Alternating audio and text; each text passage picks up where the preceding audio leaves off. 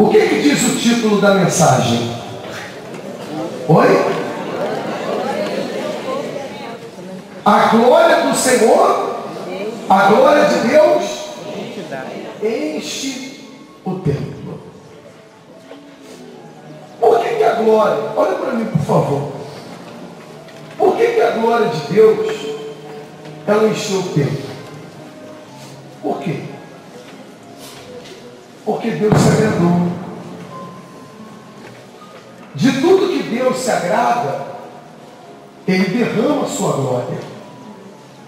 Quando Ele se agrada, Ele derrama a sua glória. Quando a pessoa, acima de tudo e de todos, ela quer agradar a Deus, a vida dela se torna o próprio templo de Deus. E a glória dele vem sobre ela. Vamos ler.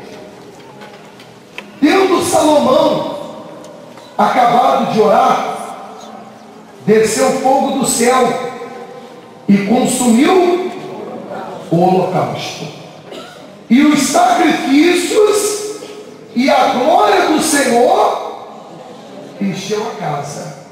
Espera aí, olha para cá. Olha que coisa forte. Salomão orou primeiro, ou primeiro ele levantou o altar e sacrificou para Deus? E aí? Ele orou primeiro, ou ele levantou o altar e sacrificou para Deus primeiro? Primeiro ele levantou o altar, apresentou os holocaustos e os sacrifícios. Ele não apresentou o sacrifício. Está aí, ó. Os o quê? E os sacrifícios. E depois o fogo vem, desce e enche a casa. Mas por que o fogo desceu e encheu aquela casa? Porque Deus se agradou do que foi feito. Eu falava até com o povo hoje de manhã que tem muita gente dentro da igreja que ela não tem coragem de fazer para Deus o que faz para o filho. Não tem coragem de fazer para Deus o que faz para a esposa, o que faz para o marido, o que faz para si, o que faz para um amigo. De repente, pelo seu filho você faz de tudo.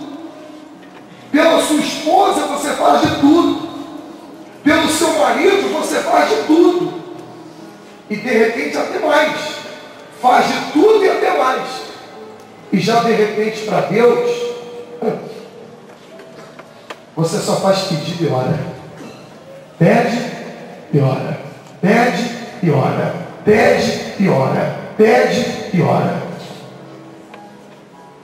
Fala nada. Não entende que antes de você pedir, antes de você orar, você primeiro tem que agradar quem?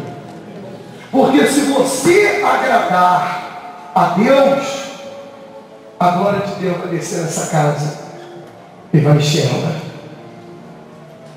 E todos verão a glória de Deus na sua vida. E eles vão ter que se encurvar ao Deus que você serve. Eles vão ter que se encurvar a você. E continuando diz, os sacerdotes não podiam entrar na casa do Senhor, porque a glória do Senhor tinha enchido a casa do Senhor. Todos os filhos de Israel, vendo, desceu o quê? O fogo. E a glória do Senhor sobre o quê? O que aconteceu? Se encurvaram com o rosto aonde? Em terra, sobre o pavimento, e adoraram e louvaram a quem? O Senhor, porque é bom, porque a sua misericórdia dura para sempre. Quando todo Israel, por exemplo, vamos trocar o nome, vamos dizer que fosse no Brasil. Quando todo o povo brasileiro viu aquela fizeram? Se encurvaram. Você acha que todo Israel que se encurvaram ali, todo mundo ali era de Deus? Você acha que todo mundo que se encurvou ali, naquele momento, adoravam a Deus? Não. Muitos deles tinham os seus bezerros de ouro, as suas imagens de escultura, os seus deuses que eles invocavam. Mas quando eles viram aquele fogo descendo e a glória de Deus naquela casa, todo mundo baixou a cabeça, caiu com o rosto em terra, porque a glória de Deus estava descendo naquele lugar. Eu pergunto para você, como é que a glória de Deus vai descer na vida de uma pessoa que não tem prazer de agradar a Ele?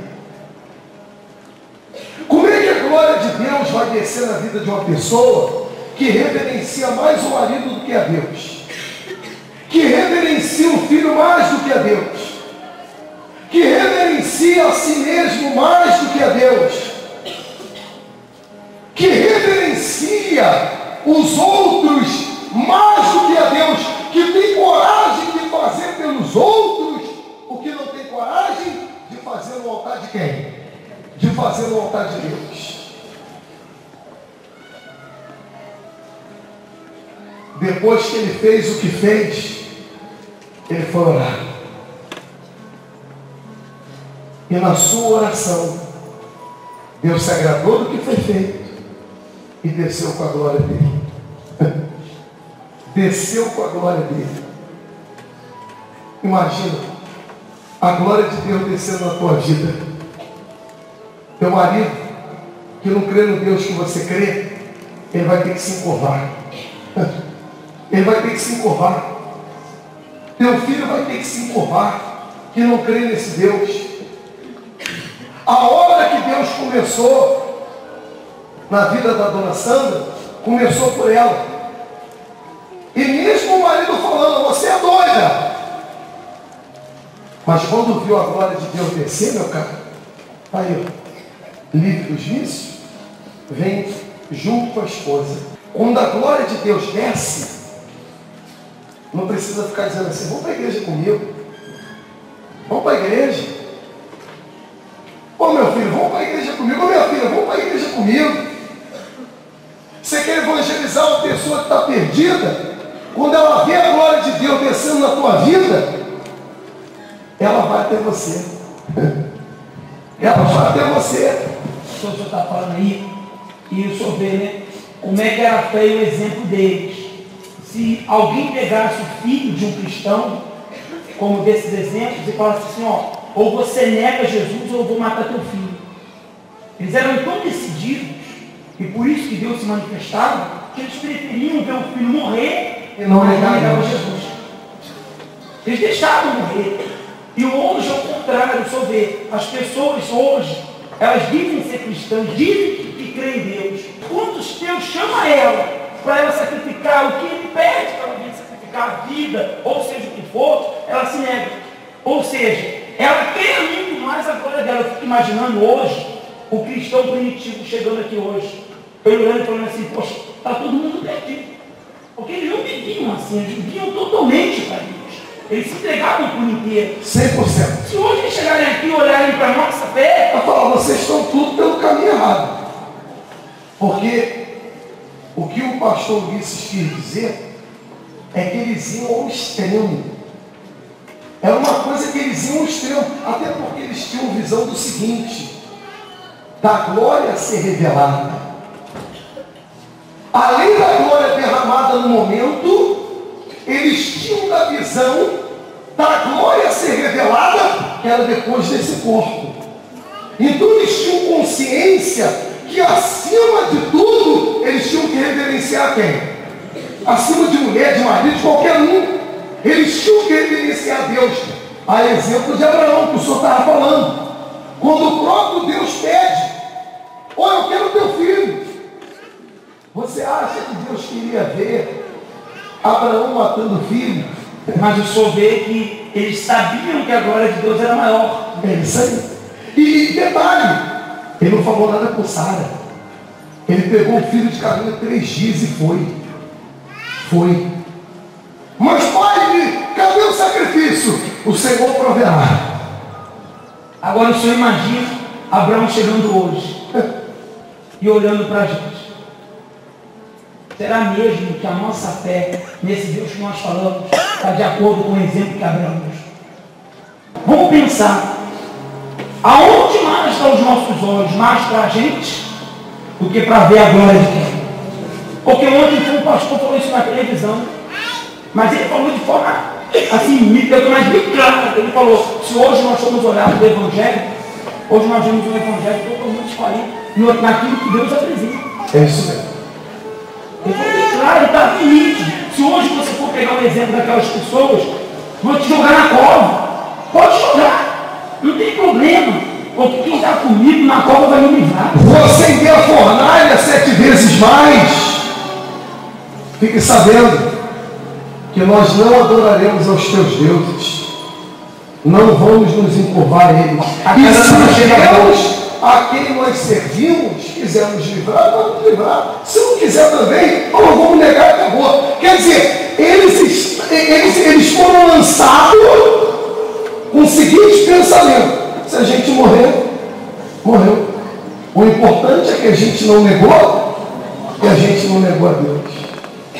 Então, como a gente estava falando de manhã, tem gente que esqueceu do mais importante, é o agradar a Deus. Porque o homem não faz o que Deus faz. Por exemplo, quanto tempo que o senhor está vindo na igreja? Hein, senhor? O senhor está vindo há quanto tempo na igreja? 2 semanas, vem cá. Alguém lembra? Vem aqui comigo. Alguém lembra dele? Alguém chegou e me viu nessas 2 semanas atrás ele entrando aqui na igreja? Alguém lembra aí? Lembra? O que você viu? Vem cá falar. Vem cá falar. Eu sou suspeito de falar. O que você viu quando ele entrou aqui há 2 semanas atrás? Pastor, não sou assim de ficar reparando muito não. Mas isso eu reparei. Que quando ele chegou aqui ele estava com a perna toda enfaixada, meio inchada, toda enfaixada, assim, tipo se já tivesse meio assim, no carne ruim. Esse foi o detalhe que você viu. É, o detalhe que eu reparei. Quem reparou algum outro detalhe? Isso aí foi também.